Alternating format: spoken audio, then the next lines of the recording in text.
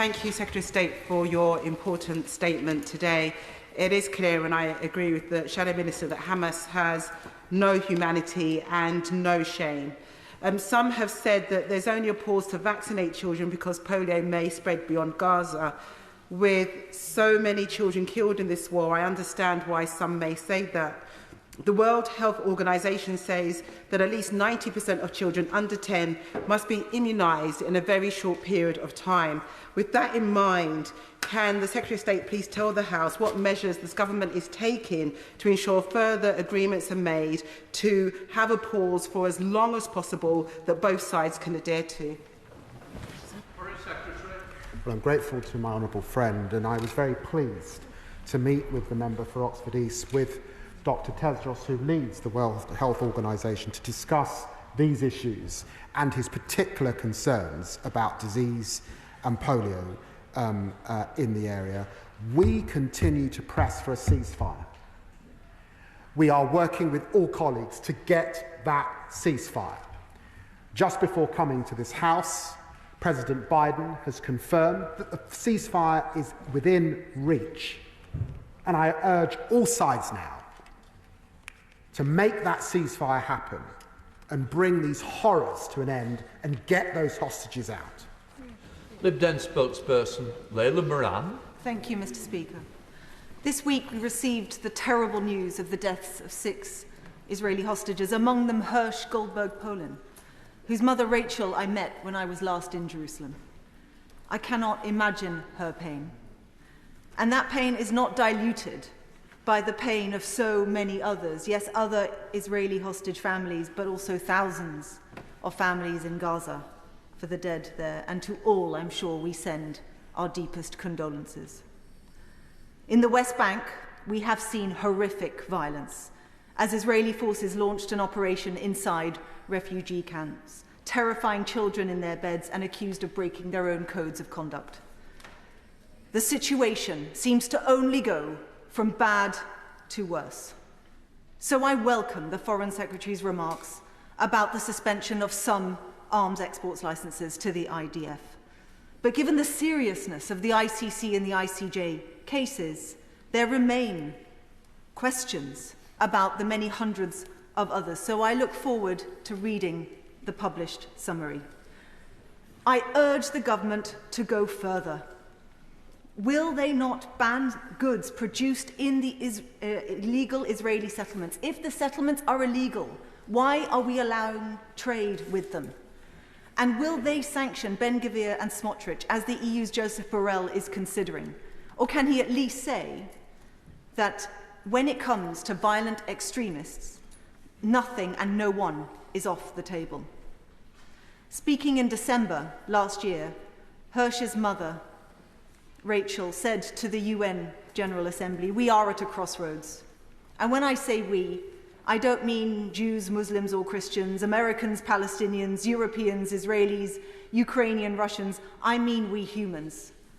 We can keep dividing the world into the paradigm of them versus us, or we can start thinking about those who are willing and those who are not. This could have all been so different. Imagine if the world had listened to her then in December. And so I urge the government, be bolder. That is the only way to make that promise of peace a reality. And that, of course, has to start, rather than end, with that immediate ceasefire. Foreign Secretary. I'm grateful to the Honourable Lady. And let me just say on the hostages that I've now personally spoken to or met all of the British and UK-linked hostages and heard for myself the suffering that they've endured since their loved ones were taken on the 7th of October. There needs to be an end to this nightmare.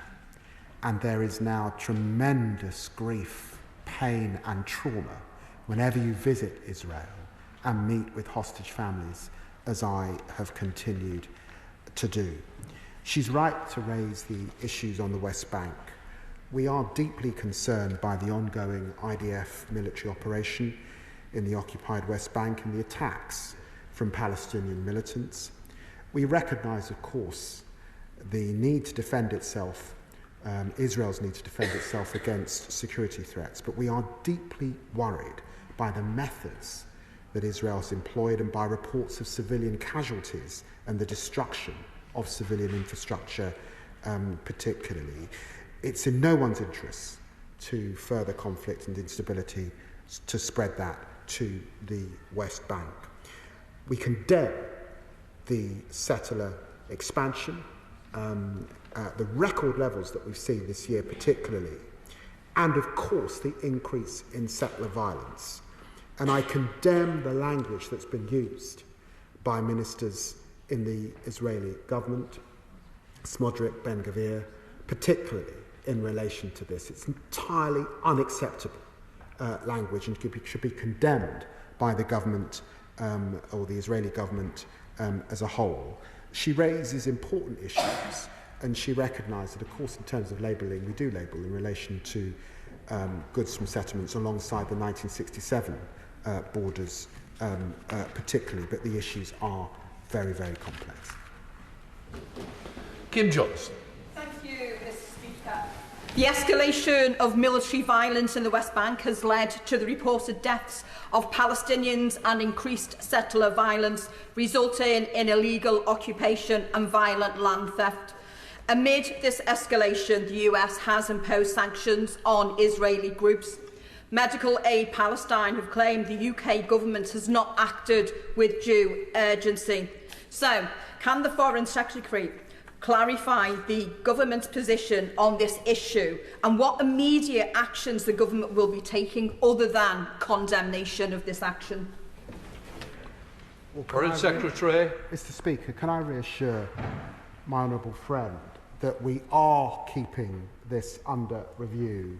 We are in dialogue with our closest allies on this issue, and we will not flinch in dealing with the issues at hand if we need to. Sir Julian Lewis. Can the Foreign Secretary assure the House that what appears to be a carefully calibrated response to a dreadful situation will not in any way impair the valuable cooperation between Israel and the United Kingdom, where the sharing of intelligence about international terrorist activity is concerned? Foreign Secretary. Well, the Right Honourable Gentleman is amongst the very few in this House who understand the breadth and depth and importance for our own national security of that relationship. We have a very important people-to-people relationship with Israel. 250 UK Jewish nationals here in this country.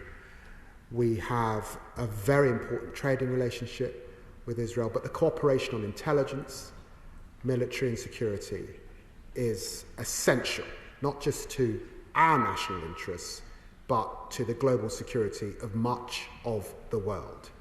And so I've made this decision with regret. It's in sorrow, not in anger. And he will understand that others, in fact Conservative governments, have gone for a full arms embargo. We have not done that today because we recognise with Hezbollah, with the Houthis, with Hamas, it is right that Israel has the means to defend itself. Emily Thornbury. Mr. Speaker, could my right honourable friend just reiterate the very important point, which is this is not an arms embargo on Israel. We continue to support Israel's right to defend itself and will continue to sell it arms, but that the rules underpinning our control of arms are as they have always been, which is that the UK will not permit the sale of arms if they might be used for internal repression or international aggression. And for that reason, we have cut the number of arms export licences by 30. Secretary of State. Well, my right honourable friend spent a few more years at the bar than I did. And she knows that in making this very sober assessment, it is based, Mr. Speaker, on a clear risk.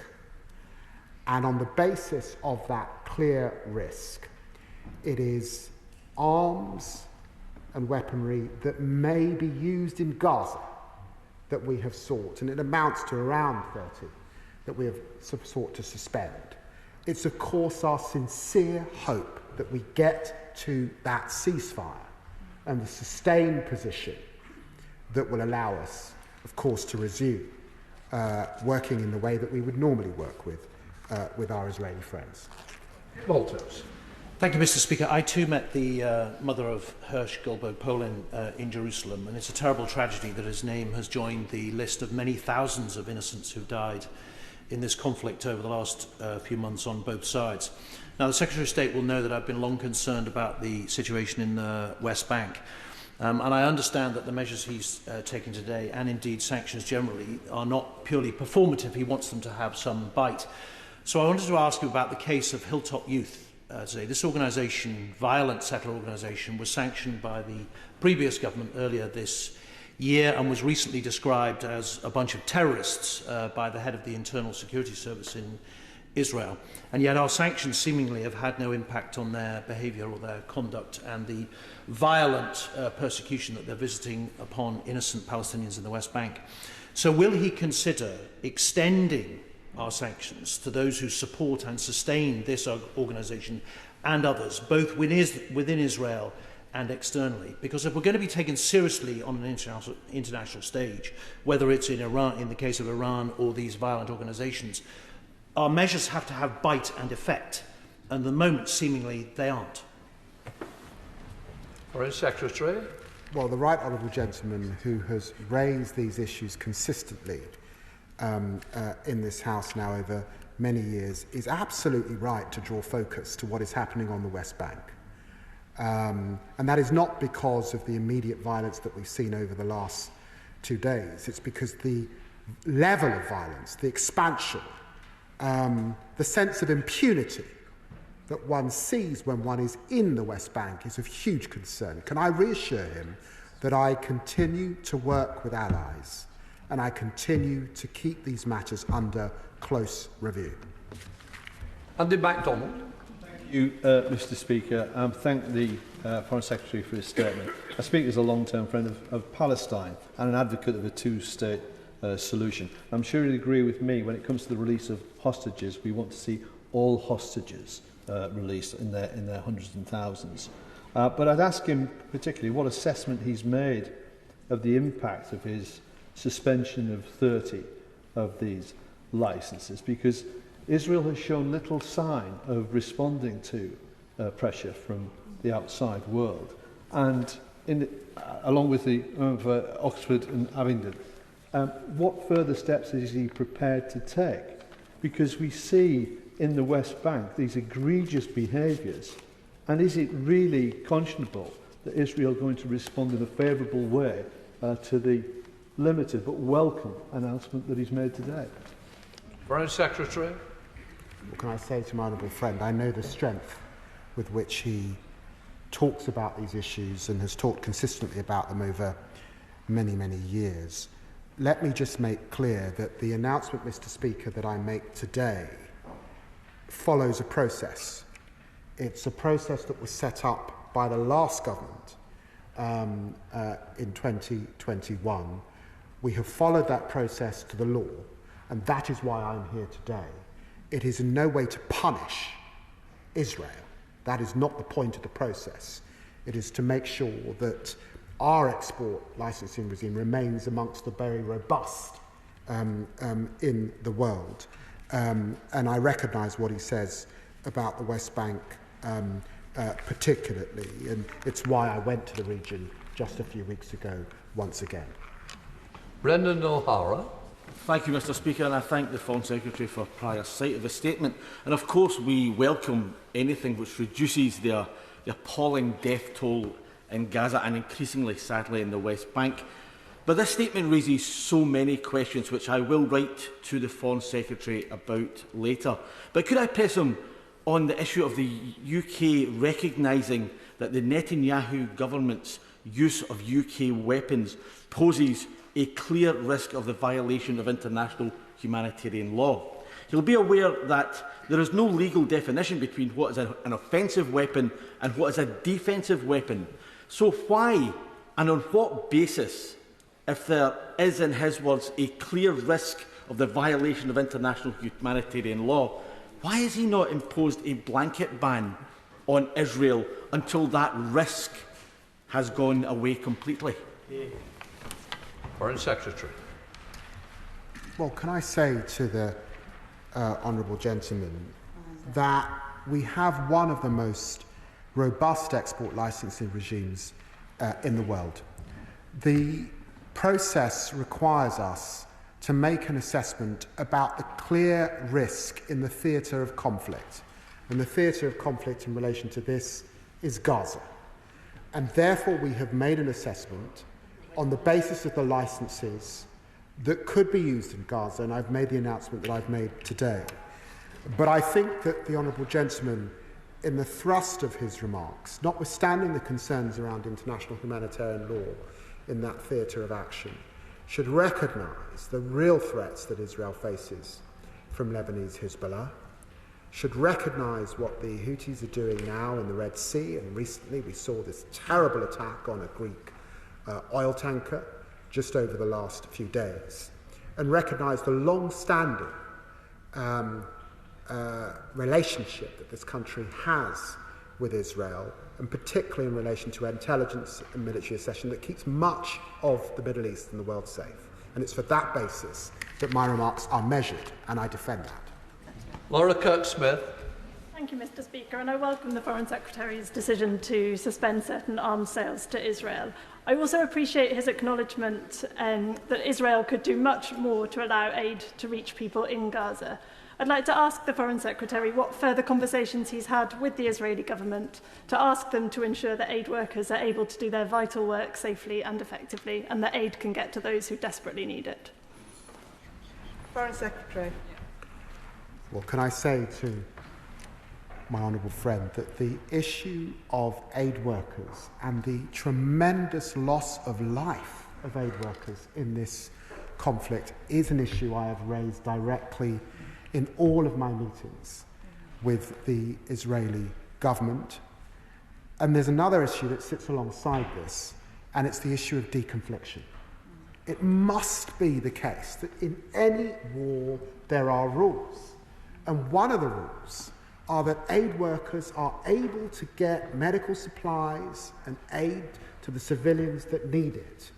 And there have been real issues with deconfliction zones and the amount of aid workers who've died and the amount of UN workers who've died in this conflict. She's absolutely right to raise it. Sammy Wilson. Mr. Speaker.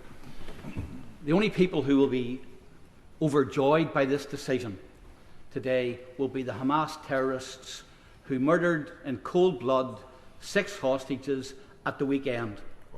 They have been handed a line of hope that this government will not stand firm in its defence of Israel's right to defend itself. And let's look at the threadbare arguments that the Minister has used today, that these arms might be used to breach international humanitarian law. And yet he admits that the government cannot arbitrate as to whether or not Israel has done so to date, that civilian deaths have been caused. And yet, hardly a couple of paragraphs later in this statement, the Minister states that the civilian deaths have been a result of Hamas embedding itself in the civilian population with no regard for those people who have been affected. And the last reason he gives then is that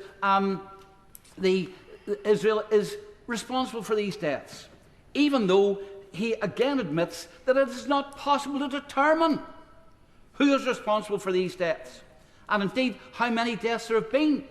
We rely on Hamas propaganda in most cases for that. Shame. I would say to the Minister today that this is a bad decision. It is a decision which we will come to live to regret, and it's one which, unfortunately, I believe has been a result, maybe a lot of the pressure which Labour MPs have found in their seats as a result of pro-Gaza protests. True. Well, can I say to the honourable gentleman that this party supported British fighters taking to the skies in defence of Israel when missiles were being delivered from Iran. We did that on April the 13th. This party supported the last government in their defence of Israel following the attacks we've seen from the Houthis in the Red Sea. And I would also remind him that I have not gone as far today as Margaret Thatcher went in 1982. Governments of both types, Vince Cable, Liberal Democrat, Gordon Brown, have had to make these difficult decisions. And I stand by both a party and, I hope, at a chamber that recognises the importance of international humanitarian law and the clear risk assessment that we have been required to make sure that we are not in breach of that as a country.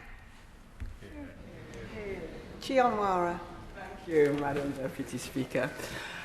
I welcome the government's decision to suspend certain arms licences to Israel. My constituents are horrified by the unimaginable and unacceptable suffering in Gaza and certainly would not want any British exports to contribute to it. And my constituents are also horrified by the unimaginable and unacceptable suffering of the hostages held for over 11 months now, many of whom who have been killed.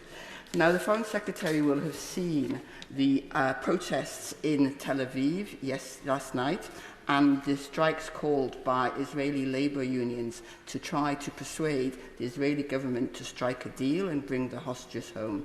From his discussions with the Israeli government, what does he see as the main obstacles to a deal which brings the hostages home and which delivers a ceasefire in Gaza? Foreign Secretary. Well, my honourable friend asks a very good question, and Madam Deputy Speaker, she's absolutely right. What brings this to an end is a ceasefire. And the issues really boil down to the security of Israel once we get to that ceasefire.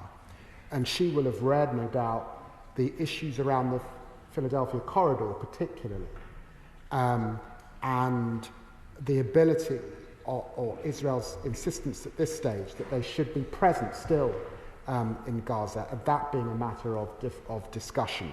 There have been previously also issues around not just the hostages that must come out, and she's absolutely right, those hostages must come out, but also the prisoners that it's hoped would leave Israel's prisons as well, the Palestinian prisoners particularly.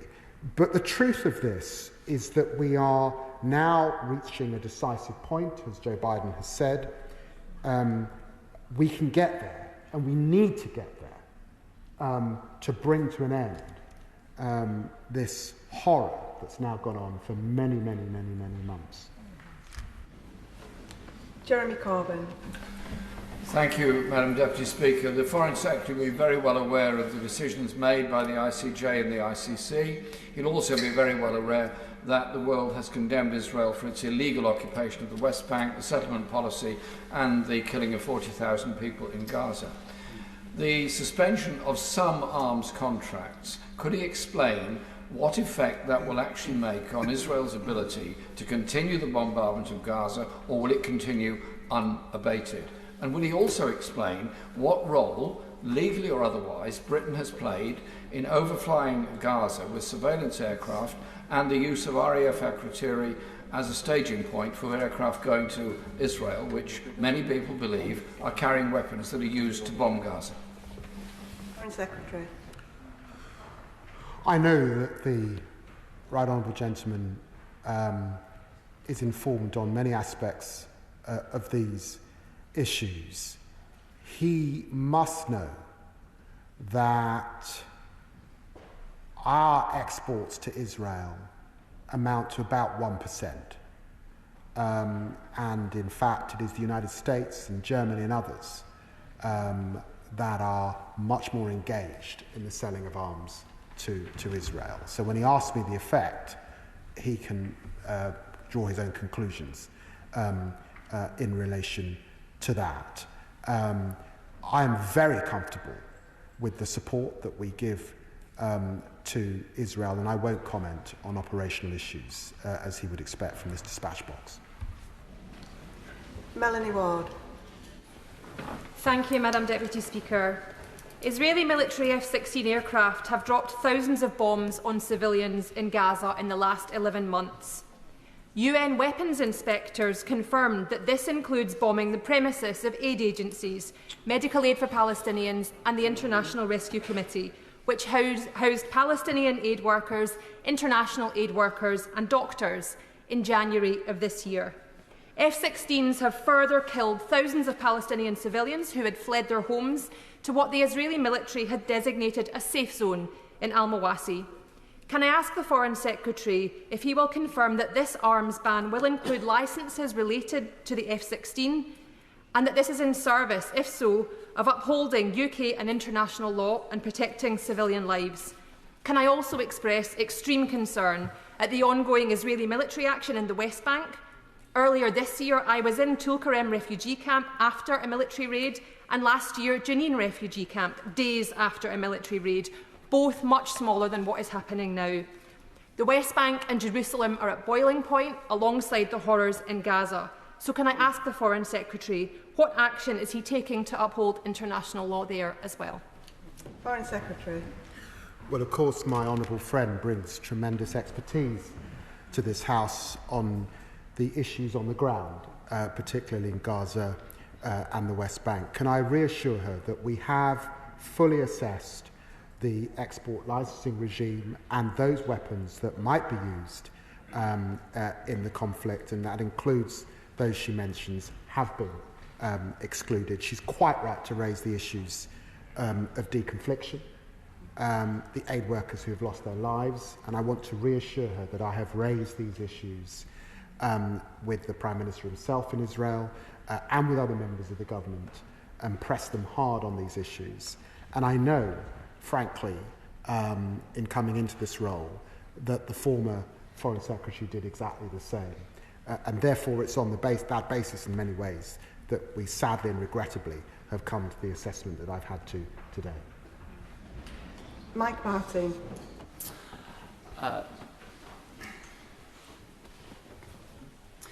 So we've had some very strong words from the Foreign Secretary today about how this war must end, and we've also heard words about how important it is that we have a ceasefire to do so, and I take him at his word.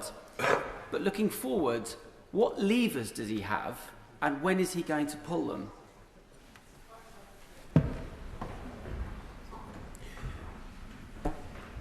The honourable gentleman's new to this House, so I tread very gently. But I would urge him to reflect that in the end, to bring about peace, as we saw in Northern Ireland, you need partners for peace. And the principal partners here are Benjamin Netanyahu and Sinwar. And the deal that we have on the table can bring about that peace. And I have to tell him, in the last 8 or 9 weeks in office, I have spent more time on this issue than any other issue pressing to get that ceasefire. Andy Slaughter. Thank you very much, Madam Deputy Speaker. We've seen the most serious incursions into the West Bank for 20 years, and that's under cover of the horror that is happening in Gaza, otherwise it would be leading the news. And towns like Jenin completely cut off, the water supply, the streets ploughed up in that way. What's the government's specific response to this, which is really a form of collective punishment? And has the Foreign Secretary looked at whether arms and equipment are being used specifically in the West Bank? Foreign Secretary. Well, can I say to my very good friend that the UK position is clear. Settlements are completely unacceptable and illegal under international law. They present an obstacle to peace and they threaten the physical viability of a two-state solution. That is why we take this so seriously, and it's why we condemn the settler violence and incitement remarks, such as those that were made by Israel's National Security Minister Ben Gvir and the Finance Minister Smodrick. All of these issues we keep under review, and all of these issues I'm discussing with our closest allies. Ben Lake. Speaker, amid the devastation of bombardment and the collapse in civilian infrastructure, civilians in Gaza must now contend with polio. As has already been mentioned this afternoon, to be effective, the UN vaccination programme needs to attain some 90% population coverage. Can I ask the Foreign Secretary for his assessment of the initial progress of the scheme and what steps his government is taking to help facilitate a swift and hopefully effective rollout? Well done. Secretary. Well, I'm grateful to the question, Madam Deputy Speaker. It's horrendous that polio has returned after 2 decades of absence in Gaza. That is why we convened and pressed to get this pause, to get these children vaccinated in Gaza, so that we can not see a new flowering of that horrendous disease and affliction. And I hope he will commend the leadership that we've shown and the leadership we saw in the UN Security Council to bring about this vaccination programme in the last few days. John Pearce. Thank you, Madam Deputy Speaker. We are all desperate to see an end to the suffering on all sides in this conflict. The Iranian regime and its proxies are one of the biggest barriers to ending that conflict and achieving a sustainable ceasefire. Will the Secretary of State agree with me that tackling the threat from Iran is vital, and will he update us on his plans to prescribe the IRGC? Foreign Secretary. Well, I'm grateful for the question, and I would not want the House to lose sight of the further sanctions that I've announced of the 4 individuals in the House this afternoon, and you can revisit the statement just to be abreast of that. He's absolutely right about the dangers that the IRGC poses, and indeed it's been important for me in these early weeks in office to engage with my Iranian counterpart and to urge de-escalation, particularly in relation to any action that Iran is contemplating. This remains the very, very biggest and most important of issues for us here in the UK, and he's absolutely right to keep it centre stage. Ellie Chowns. Thank you, Madam Deputy Speaker. The news of suspension of some export licences is indeed welcome, and I know there are many in my constituency across the country who will be glad to hear this. But I'm alarmed that it seems that the principle underpinning criterion 2C is being inconsistently applied here. And in particular, the justification that the Foreign Secretary has offered for not suspending licences for the F-35 appears inconsistent.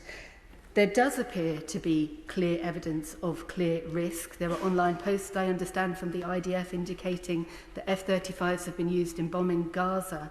And so I'd like to urge the Secretary of State to review this case again and to suspend those licences. Can I ask him also, please, to clarify whether licensing continues for R902W Wankel engines, because they were involved in the World Central Kitchen attack on humanitarian workers? Thank you. The Honourable Lady asked important questions around the F-35, and it is important for me to state that in looking at the F-35, it's important to understand that there is a global supply chain. She will recognise threats, very, very serious threats that exist across much of the globe in other terrible theatres of conflict.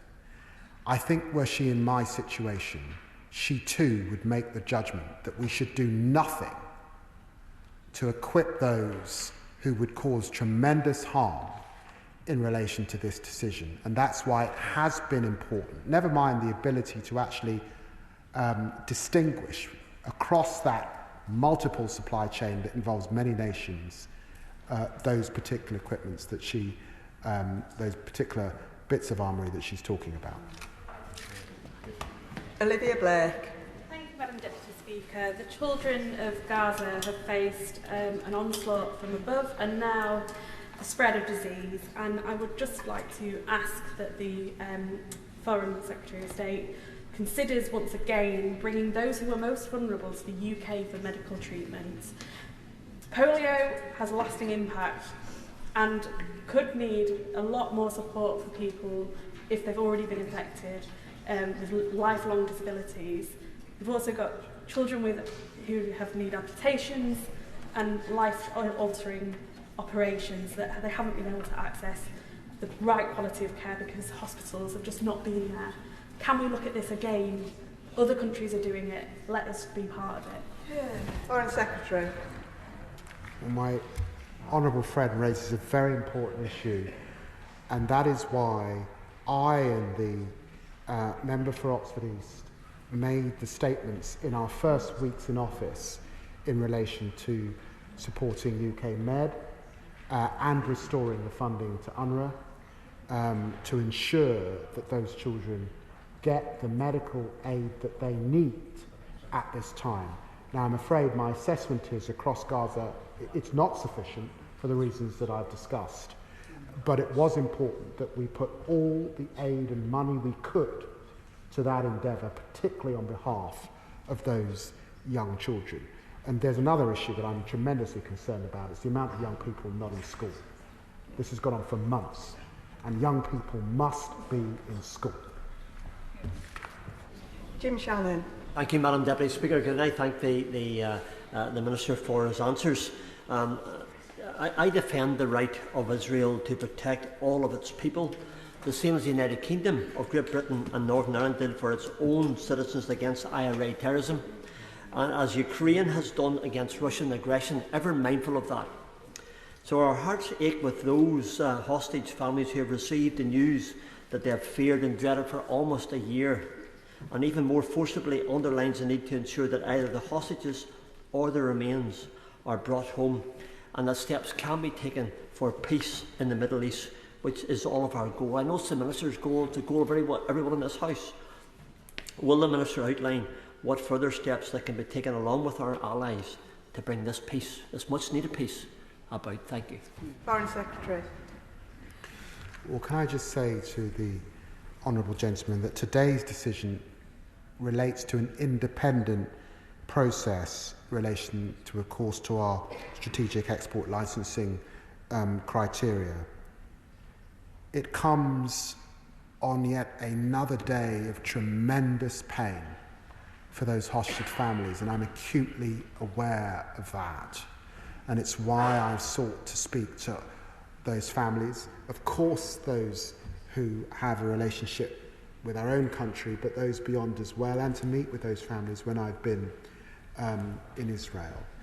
My heart bleeds for them. The pain and the suffering that they're going through is torturous. That there are so many left is unbelievable. And to have gone so many months not knowing whether your loved one is alive or dead is horrific. And anyone who looks at the front pages of the international news and looks at those beautiful young people who have been taken from us in the most horrific of ways, frankly, it brings tears to the eyes. And I feel so much, I offer my deepest condolences, and all of us do, to those families who've learnt they'd lost their loved ones over the last few days. Apsana Begum. The Foreign Secretary announced 30 of approximately 350 export arms licences will now be suspended. That is still less than 10% of the total number of export arms licences to Israel. Given that over 40,000 Palestinians have now been killed, given that Israel is expanding its military operations in the occupied West Bank, and given that a former Foreign Office official resigned, stating, and I quote, that it is actually quite clear that Israel is perpetuating war crimes in plain sight, will the UK government ensure that the UK is not complicit in Israel's war crimes and suspend all arms sales to Israel? Foreign Secretary. Well, I've followed the quasi-legal process that we have in this country. We've got one of the most robust regimes in the world. I stand by the decision that I've made that approximately 30 export licences to Israel should be suspended at this time. And yes, it does represent 10%, because it's the 10% that could be used in the theatre of conflict that we're concerned with. But I would also just gently say to the Honourable Lady that there are many things that we might sell that I don't think anyone would suggest a helmet or goggles we shouldn't be selling to one of our closest allies. And so you make that assessment in a measured way, in a sober way, on behalf of the British people, and I'm satisfied with the assessment that's been made. Ayub Khan. Thank you, Madam Deputy Speaker. Can I welcome the Foreign Secretary's decision to withdraw some of the arms, or the licences to arms? I'm confident, even though our arms trade is insignificant, it's bound to have a repercussion on other countries that provide arms licences. So I certainly welcome that. But what steps can the Foreign Secretary do in liaising with his Israeli counterparts in relation to the Palestinian children which are now going to receive vaccinations for polio, and they're being moved from pillar to post without a real safe zone? Will the Foreign Secretary seek assurances that they will be given a safe zone and not blown away after giving their polio vaccinations? Foreign Secretary. Yes. Catherine Frooks. Thank you, Madam Deputy Speaker, and thank you, Foreign Secretary, for your statement. I absolutely share your pain, your horror and your dismay at the number of innocent civilians killed in Gaza. I received a letter from constituents under the banner of Families for a Ceasefire recently, signed by over 70 families in Monmouthshire, calling for a ceasefire and a ban on all arms sales to Israel. So I welcome the suspension of the 30 arms licences, but could my right honourable friend share with us when the further review of the remaining licences will be available, and also look at encouraging other countries around the world to do as we have done and suspend their licences to Israel? Thank you. Foreign Secretary. Well, I recognise that this is a really big issue for her constituents, and I recall being in Wales a few months ago and this being raised with both of us as an issue when I was in opposition and speaking on behalf of the opposition benches. Our regime is our regime. Different countries will have different arrangements, and it is for them democratically to determine those arrangements, and they will have made a range of different assessments. And she'll also understand that, as I said, there are really only 2 or 3 countries that sell substantial amounts to Israel, and we are not one of them, in truth. The assessment that has been reached, regrettably, today, I think should satisfy all those who've been concerned with any breaches of international humanitarian law on the basis of a clear risk, which is the export licensing criteria. As I said in my statement, it is not a judgment. It is not for me or the government or any of us in this place to act as judge and jury. That is a matter for the appropriate international courts and must be determined in the usual way. And so I just emphasise it's the clear risk judgment on our export licence regime that is required to make this judgment. Chris Murray. Thank you. I welcome the government statement today, and I know that many of my constituency will as well. Our overwhelming priority must be an immediate ceasefire in Gaza. Does the Foreign Secretary agree with me that both sides must come to a table to end this conflict, and will the Foreign Office strain every diplomatic sinew to effect it? Foreign Secretary. Well, yes, I say to my honourable friend, we need a ceasefire now, and it is in the hands of the major actors here to bring that about and get those hostages out, get that hostage deal. And so many families in Israel want to see that hostage deal and bring the suffering of the Palestinian people to an end so that the aid can get in the quantities that's required. It's within our reach. I had hoped, I'll be honest with him, I had hoped that we would have reached that point by now. but we must still reach to get there over the coming days. Rachel Maskell.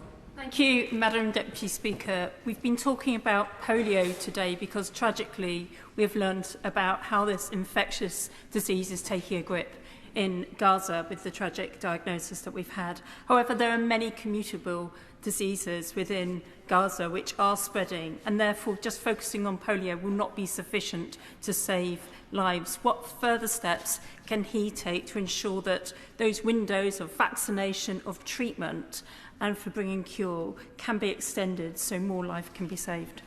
Foreign Secretary. Well, I'm very grateful to my honourable friend for raising these issues. Can I assure her that myself and my colleague, the member for Oxford East, are on these issues, that our support for all medical aid in Gaza is paramount, and that sitting alongside the medical context, of course, is the nutrition context and the threat of famine and starvation, particularly, that leads to so many medical ailments. So she's right to emphasise these issues, and I can only say to her that we continue to work, particularly the UK particularly works on this front. Alice MacDonald. Thank you, Madam Deputy Speaker. The Foreign Secretary rightly said in his statement that famine is looming ever larger in Gaza and, of course, just mentioned the issue of hunger and malnutrition.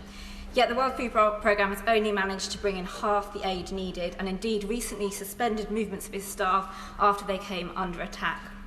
Can the Foreign Secretary expand on the assessment of hunger and malnutrition levels in Gaza and the specific action that the government is taking to push for unimpeded access to food aid?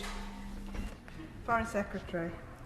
Well, I'm very grateful to the Honourable Lady for raising this issue.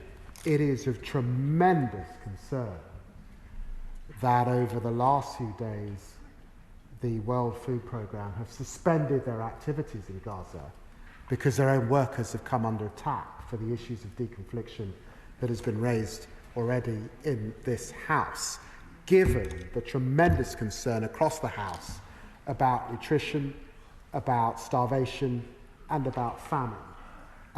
We will be redoubling our efforts over the coming days and working with international partners to see that people do not go without the food that would keep them from the famine status. Matthew Patrick. Thank you, Madam Deputy Speaker. I welcome the Foreign Secretary's call for an immediate ceasefire. That's the route for hostages to be returned home and for aid to flow into all corners of Gaza. I welcome the Foreign Secretary's call for a two-state solution, the only route to a lasting peace in the region. I also welcome the clarity that there is no moral equivalence between the Israeli government and the heinous action and intent of Hamas. Can I ask the Foreign Secretary what steps can be taken to stop or stem the flow of money and aid and weapons from Iran to its proxies who are so determined to bring about Israel's total destruction? Foreign Secretary. Well, I'm very grateful to the tone of the Honourable Gentleman's remarks. He's absolutely right to put the spotlight on Iran, and it's why I've announced further sanctions today. It's why we keep the position of the IRGC under close review. It's why I've spoken to the Iranians twice in the last few weeks and urged de-escalation. It's why also I've been to Lebanon and met with the Prime Minister, the Speaker and others, and those who could get messages to Hezbollah. We have amongst the very best military intelligence capability in the world, working with our partners. These are issues of utmost importance in relation to global security.